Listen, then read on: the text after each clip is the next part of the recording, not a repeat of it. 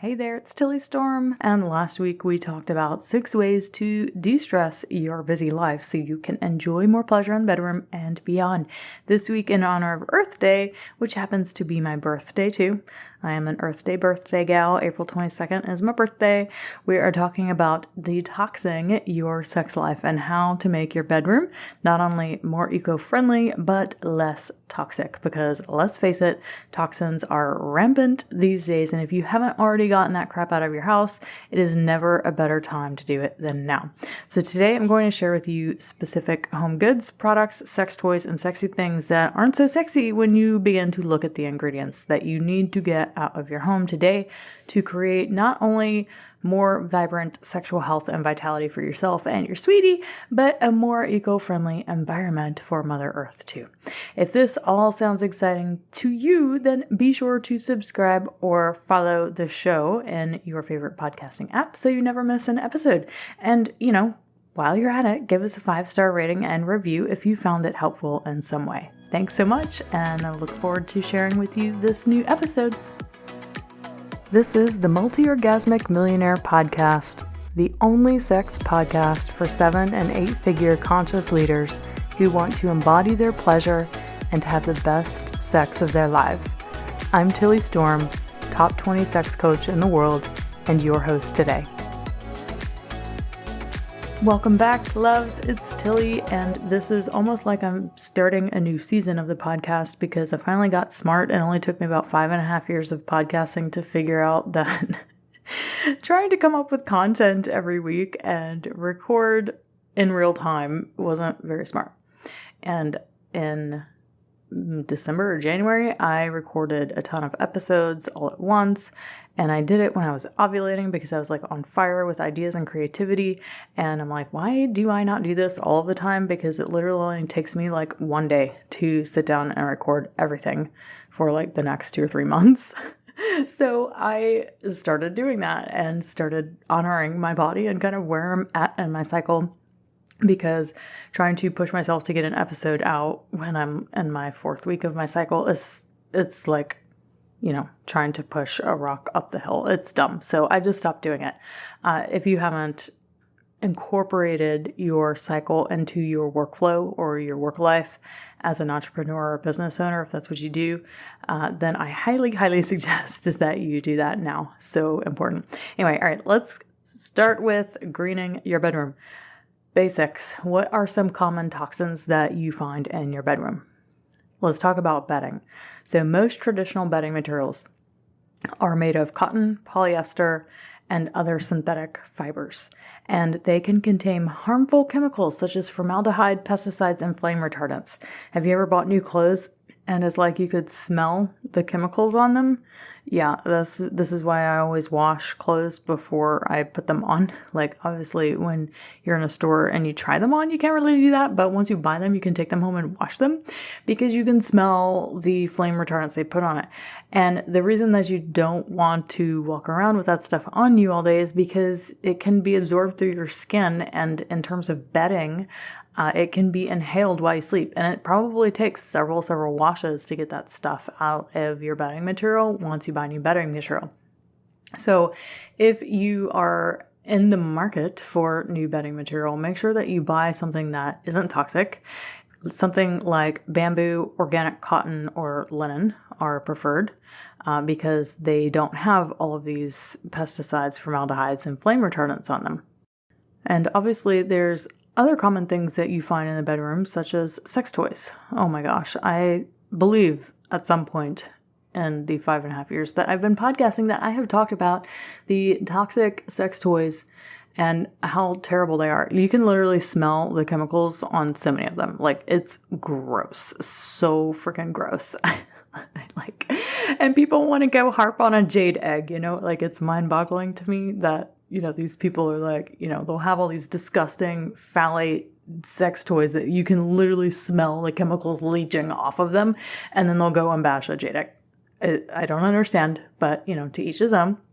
So let's talk about sex toys and how to find out which products are actually good, which ones should I be looking at, which ones should I be getting out of my home, and all that sort of stuff. So the thing about sex toys is that the companies that make them are not required to tell you what they use to make the toy with, which is a huge disadvantage. Because if you are someone who looks at labels, I'm vegan. I've been vegan for almost 3 years now. So looking at labels is something we constantly get to do. And that's something I'm very conscious of. But I know there's a lot of other people who aren't necessarily, hawks about, okay, what's in it, but if you aren't, I kind of suggest that you do, because the crap that's in our foods, I could start a whole another podcast on this stuff and talk about this for days and days and months and months and months and probably years too, but that's not what I'm here to do in my life, other than to, bring awareness and share with you, if you're not looking up the ingredients and the things that you buy, they're purposely trying to intoxicate our systems and to make us less sensitized. And, the fact that they aren't required, especially these sex toy companies who tell us what these toys are even made of, it's so ridiculous. Look at how many other things are regulated that probably don't need to be regulated, but something that you're putting in your body and your sexual organs, wonder what's going on there. All right, so you want to find sex toys that are either medical grade silicone, glass, or metal. In terms of vibrators, I'm not a fan of vibrators. I don't own any vibrators anymore. I used to, but I don't use them anymore. And, if you're looking for a good one, I honestly can't tell you because I don't use them and I don't recommend them, because many people come to me to break out of vibrator dependency or feeling that they are numb down there because they're so desensitized from a vibrator. And while there's a lot of people that will debate me on that all day long, I don't really care. It's just not something that I enjoy.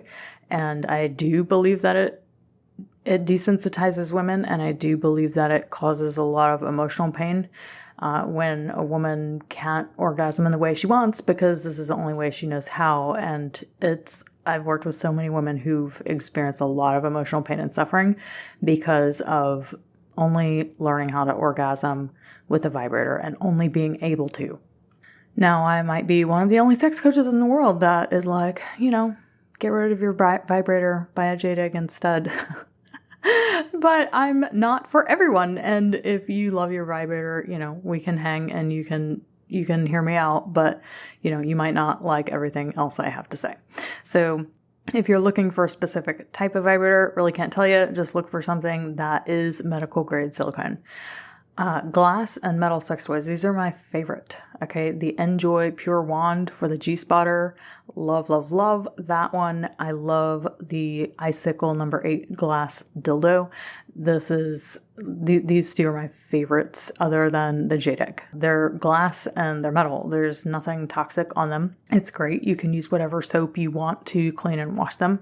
But in terms of sex toys and greening your bedroom by getting nasty sex toys that have lots of phthalates and all of this stuff out of your bedroom, if it smells weird, if it looks bendy, if it bends, it's probably got a bunch of junk in it that you really don't want to be putting up your vagina. Okay, now let's talk about lubes. Lots of lubes can have harsh chemicals and additives. What I recommend is to use coconut oil or jojoba oil or almond oil, depending on your body. Some vaginas can't deal with the sugar in the coconut oil because it can have a high sugar content. So it can leave you with yeast infections, or it can even cause yeast infections for some women. I find that's rare, but if you really struggle with sugar and yeast and candida and things like that, then I would stay away from the coconut oil and maybe try the almond or jojoba oil. Anyway, there's all sorts of stuff in these products, and my take is that if I can't pronounce the word or if it doesn't sound natural, then I'm probably not going to use it. That's just my opinion. I'm sure that there are lubes out there that definitely are better than others, but read the packaging, read the label, and check out the website and see if it's something that you might trust. Okay, now for a short break. We'll get back to detoxification from plastics and chemicals and xenoestrogens in just a moment.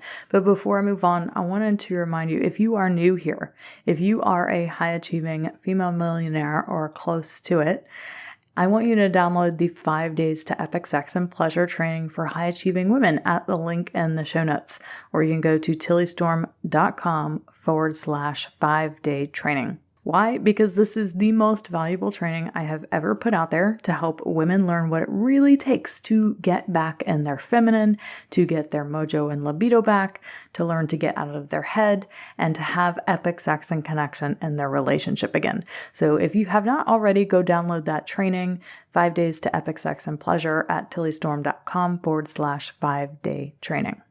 Okay, now we're back to detoxification. What else do we get to detox from? All right, plastics, chemicals.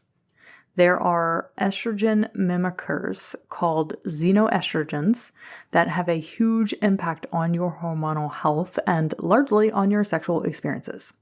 Xenoestrogens, this is why they tell you to don't heat plastic containers in a microwave, because the plastics will release the xenoestrogens that will attach to your estrogen receptors and disrupt hormonal action, which may result in cell injury, errors in DNA replication, and conditions that derive from estrogen dominance. If your system is continually fighting xenoestrogens, it's going to feel depleted and keep your libido low. So as you can see, avoiding exposure to xenoestrogens can play a huge role in improving your hormonal and sexual health. There's actually a documentary called The Disappearing Male, which is just fascinating, that you can watch to see how these estrogens are affecting fertility. And also, obviously, our modern lifestyles affect our hormonal health. But we all know that being in optimal hormonal health leads to having better sex because your hormones are more balanced. So what can you do to help balance your hormones and rid your body and your home of these toxic estrogens so that you can experience optimal hormonal health and sexual health? Well, first, you got to cut out the plastics and the xenoestrogens from your home and from your body. So taking out plastics and chemicals that lead to a buildup of xenoestrogens is going to mean that you no longer microwave things in plastic dishes, that you don't drink out of plastic water bottles. Why do you think that they made that a thing several decades ago? Yes, I personally believe with everything going on in the world that was intentional. Don't use air fresheners. Like when you go to the aisles at Walmart or a grocery store near you, or, you walk down that aisle with all of the laundry detergents and the air fresheners. And if you're sensitized enough to things in the environment, you can smell the chemicals. It's overwhelming to me. And when people wear colognes and perfumes, if I'm at the gym and I smell someone just walk by me who has perfumes on it, like it's so overwhelming to my senses, and I can smell the toxic shit in it. Like I can literally sniff it out. So I haven't worn perfume or anything like that or bought it at all. And I think 15 to 20 years now. I've only ever used essential oils as, first smell. Anyway, these air fresheners are a no-go. Do not use them. They are toxic as fuck. Use essential oils instead. Use the non-toxic candles. Candles are toxic too, most of them. So find some that are non-toxic. Don't use those plugins and sprays like Febreze and all of that stuff. Super toxic. They have xenoestrogens. All right, now here's the biggest one, and here's the hardest one for us women. Okay, your makeup. Oh my God, the makeup thing. Oh, holy cow. I can't even tell you how much time I've spent researching and talking to girlfriends about the makeup situation because, we love makeup. We love to make ourselves look beautiful and try new things and play with new colors and all of these things. And yet most 95% of what's out there is so toxic to your skin. So look at your makeup, look at your shampoos, your soaps, your household cleaning products. Basically, if you can't read the ingredients, you want it out of your house. A couple of toxic ingredients in makeup that you want to avoid are formaldehyde. That's often found in makeup, lotions, shampoos, shower gels, nail polishes, hair straightening products. You want to avoid parabens, which there's so many out there now that, like, if you look at the shampoo box or the makeup box, it will say like no parabens because people are pretty keen on this one. Phthalates as well. So it's PHTH. Phthalates. I don't exactly know how to pronounce it, but that one's nail polish hairspray, lipstick, skincare products. These are plasticizers, and they make the product more flexible, but phthalates make the cosmetics soft and malleable so they actually stick to the surface of your skin and it doesn't just fall off. So while it might have a practical purpose, it actually is a hormonal disruptor. So get that crap off of your skin, get it out of your house, find a makeup brand and a soap company that doesn't have these things in it. Another one to avoid is sodium lauryl sulfate and sodium lauryl. They're in almost every soap that doesn't say like organic ingredients or, natural or whatever. And even those, you gotta look at them and look at the ingredients because they will sneak some of these things in, even though they're saying like natural. These are surfactants and they foam the product like in a face wash, a shampoo, toothpaste, body wash, even baby bath products have all of this stuff in it. They're in almost everything, but they are hormonal disruptors as well. So do not buy things with sodium lauryl sulfate in them. Another one to avoid is petroleum-based ingredients like petroleum jelly, mineral oil. I don't know if y'all remember, but I grew up with my grandma had petroleum jelly always on the back of the toilet. Like, what was up with that? I don't even know. I don't even want to know why it was there. I can only imagine why it was there. But these things are so terrible, okay? Mineral oil, paraffin wax even. You go to a nail salon and they have paraffin wax treatments. Lulling, benzene, fragrance, butanol. These are all carcinogenic and hormonal disruptors. I've even had paraben treatments on like a long time ago before I even knew about this, but it makes your skin really smooth when you get them for your nail care, but it's also not good for you. So don't do it. Number 6, and this is the one that's the most annoying to me, is talc. Okay. Talc is found in almost all eyeshadow, powder, blushes, and bronzers. It helps absorb moisture, so you get like an opaque finish and it stops makeup from caking. However, talc is often contaminated with asbestos, which is a known cancer-forming chemical. Toluene, oh good lord, I don't even know if I can pronounce that one. Toluene. This is in most nail polish. It's a solvent that might be toxic to the brain and the nervous system and developing fetuses, so like all of the things that they're not sharing with you because they know this stuff is poisonous, it's toxic, it's carcinogenic, it's a hormonal disruptor, but they're not required to disclose this information on the packaging and the labels for the stuff. So it's up to you as a consumer to go out there and, say, no, I'm not going to buy these products because this is harmful to my body. It's harmful to my sexual health. It's harmful to my reproductive health and all these things. Once you get these products out of your house and you stop ingesting them in your body, then there are other things that you can do to help detox your body from the stuff that is still lying around. I've recently had a client that just purchased a 30-day detox that I've suggested in one of my programs, and I'm so excited for her because detoxification in your body is, well, I've been doing this since I was 28. No. It was right after my firstborn. Oh my God. So since I was 23 or 24, I did my first colon cleanse. And it was enlightening. So enlightening. I mean, I'm not going to get into the details, but even only 2 decades on this earth, you're just like, oh my God, like how is that in my body? So detoxes, there's all sorts of different ones that you can buy, but I have always used herbdoc.com, HERBDOC.com. His name is Dr. Scholl's, and I know most people in America at least are going to be like, oh, the foot doctor. Not a foot doctor. He just makes these really high quality detoxes for people. Anyway, one of my clients had bought one of these recently, and she's doing the full 30-day one, which includes a colon, a liver, and an overall detox or something like that. When I do it hardcore.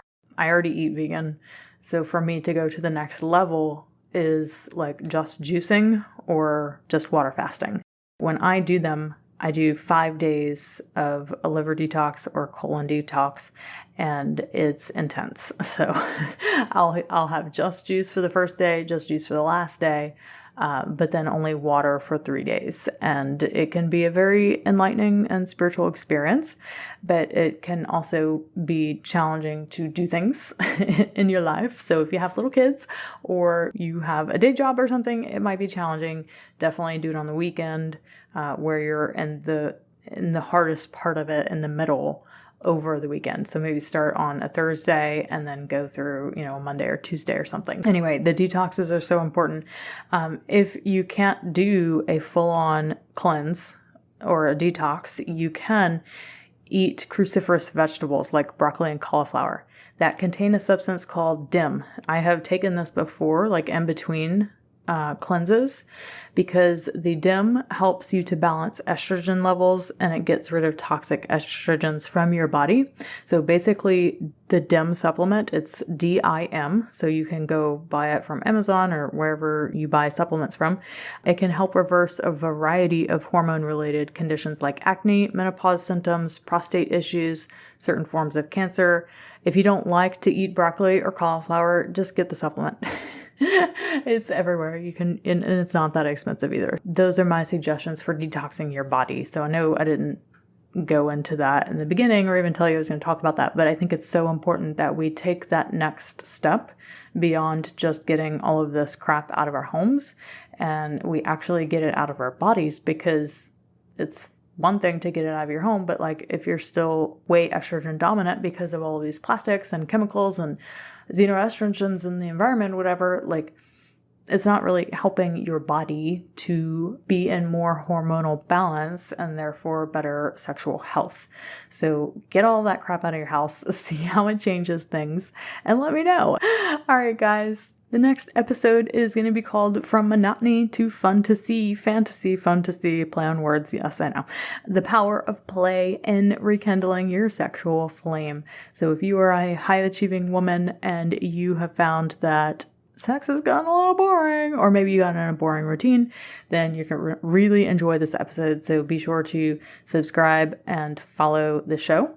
And that way you can make sure you never miss an episode from me. All right, see you next week.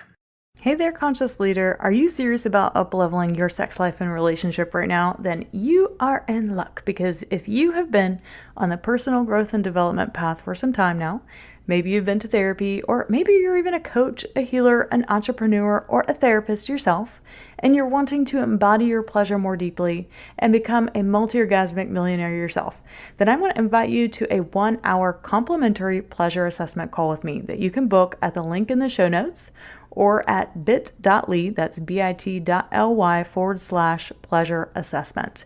In the pleasure assessment call, I'm going to take a full diagnosis of your present moment and past experiences with sexuality and relationships. And then we'll dive into your top goals and desires for these areas of your life. From there, I'll be able to give you your top 2 to 5 blocks and obstacles in the way of you creating these goals and desires, and give you the exact next steps that you get to take to overcome them and that you must take to overcome them. I have done over 700 of these calls, so there is literally nothing I have not heard. I know it can be hard to talk about these things and to crack the door open on your sexuality and talk about it, so that's why I want you to feel as comfortable as possible to open up and share with me. This is a private call, it's just you and I. So if you're someone who wants to feel more confident and sexy in your body, to tap into your feminine energy and bring that into your business, to increase your sexual desire and drive, to get out of your head into your body, to learn how to manifest with your sexual energy, to have mind-blowing orgasms in different ways, or maybe just to reignite the spark with your long-term partner, then book your complimentary pleasure assessment call with me today at the link in the show notes or at bit.ly, that's bit.ly/pleasure assessment. I'll see you there.